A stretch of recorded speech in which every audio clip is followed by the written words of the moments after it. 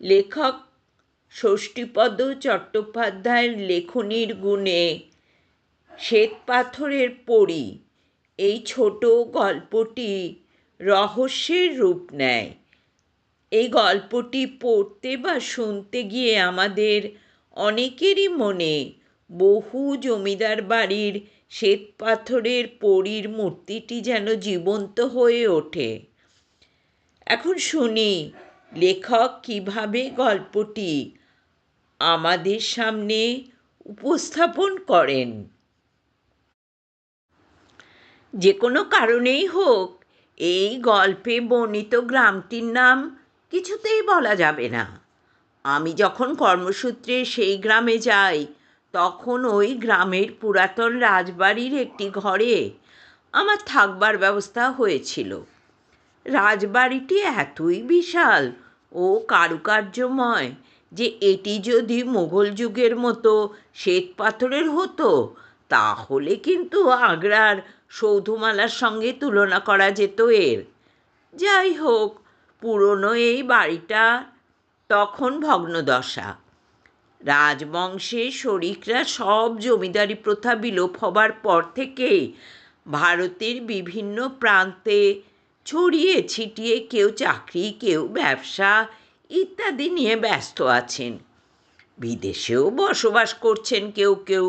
তা ওই পুরনো প্রাসাদ যিনি দেখাশুনো করতেন, সেই দ্বিজুবাবুই আমাকে খুব সামান্য ভাড়ায় ওই বাড়িতে থাকবার জন্য একটা ঘরের ব্যবস্থা করে দিয়েছিলেন। নামেই রাজবাড়ি, না ছিল একটা আলোর ব্যবস্থা, না অন্য কিছু। ঝাড়বাতিগুলো বিবর্ণ মলিন, অতএব লণ্ঠন ছাড়া গতি ছিল না। স্নানের জন্য ছিল পুকুর, আর গ্রামের বুড়ো শিবতলায় খাবার জলের একটা টিপা কল। রাজবাড়ির সংলগ্ন ছিল বিঘে 2-3 নিয়ে মস্ত বাগান। বাগানের শেষ প্রান্তে পুকুর। এই বাগান এককালে প্রাচীর দিয়ে ঘেরা ছিল, এখন ইটের পাঁচিলে ধস নেবেছে। লোভী মানুষেরা সেই পাঁচিলের পুরনো ইট চুরি করে তাদের উঠোন দাওয়া ইত্যাদি বাঁধিয়ে নিচ্ছে। তা নিক, আবর্জনা যত পরিষ্কার হয় ততই ভালো, না হলে সাপের কামড়ে লোক মরবে অনেক। ভাঙা পাঁচিলের ফাঁক দিয়ে গ্রামের লোকজন রাজবাড়ির পুকুর ব্যবহার করতে আসতো।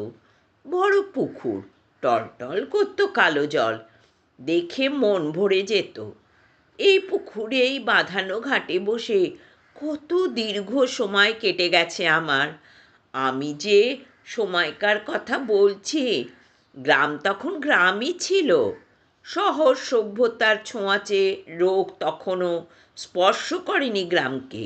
গ্রামের লোকজনও খুব একটা বেশি ছিল না। আমারও কাজের চাপ ছিল না তেমন কিছু, যা ছিল তা যৎসামান্যই। কাজেই গ্রামের শান্ত সুন্দর নির্জন পরিবেশে মন্দ ছিলাম না। রাজবাড়িতে থাকা, ভোরে উঠে বাগানে পায়চারি করা, আর বিকেলে কাজের শেষে বাগানের শেষ প্রান্তে পুকুর ঘাটে সিঁড়িতে এসে বসা যেন নেশার মতো পেয়ে বসেছিল আমাকে। কি স্বপ্নের দিন ছিল তখন আমার! বাগানে কত রকমারি ফুলের গাছ ছিল। সেগুলো ফোটার নিয়মে ফুটতো, আবার আপনা থেকেই ঝরে যেত। চাঁপা, গন্ধরাজ, জুঁই, কামিনী, কত গাছ। ফুলের গন্ধে যেন মোমো করতো চারদিক। কিন্তু সবার মাঝখানে যা ছিল তাকে নিয়েই এই গল্প। বাগানের ঠিক মাঝামাঝি জায়গায় ছিল একটা শ্বেতপাথরের পরী। পরীটা শূন্যে দুহাত তুলে যেন ডানা মেলে উড়ে যেতে চাইছে। আমার খুব ভালো লাগতো সেই পরীকে। আমি বাগানে এলেই মুগ্ধ চোখে পরীর মুখের দিকে তাকিয়ে থাকতাম। এক এক সময় পরীটার নিখুঁত ভাস্কর্য যেন মনে হতো এটা কখনোই শ্বেতপাথরের নয়, এটি জীবন্ত এবং সত্যিকারের একটা ডানাওয়ালা পরী। কোন সে ভাস্কর এত যত্ন নিয়ে যে তৈরি করেছিল তা কে জানে। পরীটা যেখানে ছিল তার সামনেই ছিল পাশাপাশি দুটো ফুলের গাছ, একটা গন্ধরাজ, অপরটা শ্বেতরঙ্গন। এই দুটি ফুলই ছিল আমার খুব প্রিয়। তাই গরমের দিনে উর্বর মাটির গুণে গাছগুলো যখন থোকা থোকা ফুলে ভরে থাকতো, তখন অনেক সময় আমি ওই গাছের ছায়াতলে শুয়ে ফুলের সুবাস নিয়ে পরীর মুখের দিকে তাকিয়ে কল্পনার ডানা মেলে দিতাম। কত কি যে ভাবতাম তার ঠিক নেই। এইভাবে বেশ কিছুদিন কেটে যাবার পর হঠাৎ একদিন ঘুম থেকে উঠেই দেখি আমার শয্যাস্পার্শ্বে কতগুলো সুগন্ধি ফুল ছড়ানো আছে। কি ফুল কে জানে? এই ফুল কোথা থেকে এলো? দিলই বা কে? এ ফুল এই বাগানের ফোটা দূরের কথা, এ ফুল চোখেও দেখিনি কখনো।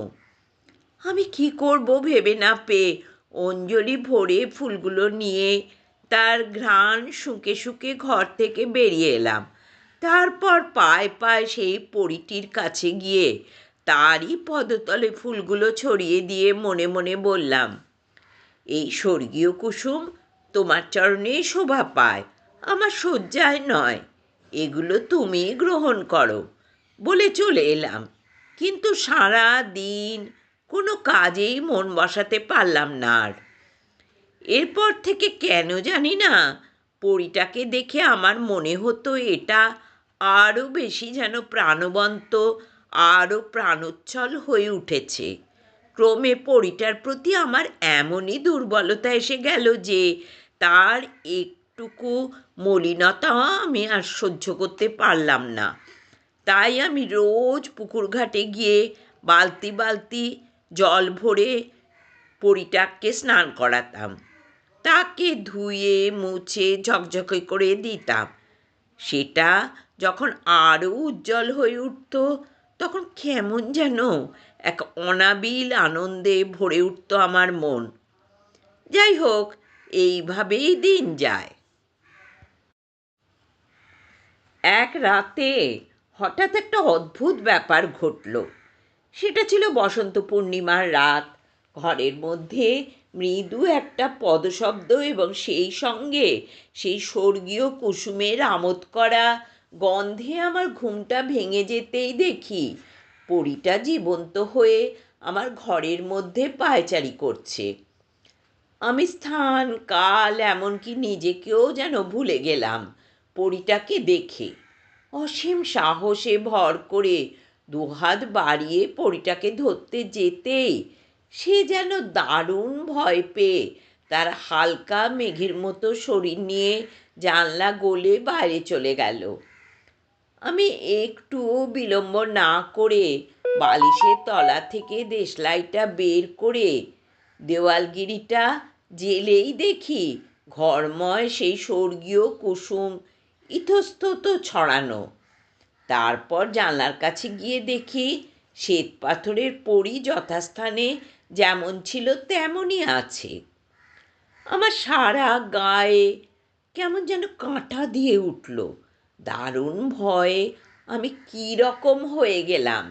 এক পা এক পা করে পিছু হেঁটে আবার বিছানায় এসে শুয়ে পড়লাম। কিন্তু ঘুম এলো না। বাকি রাতটা জেগেই কাটলো আমার।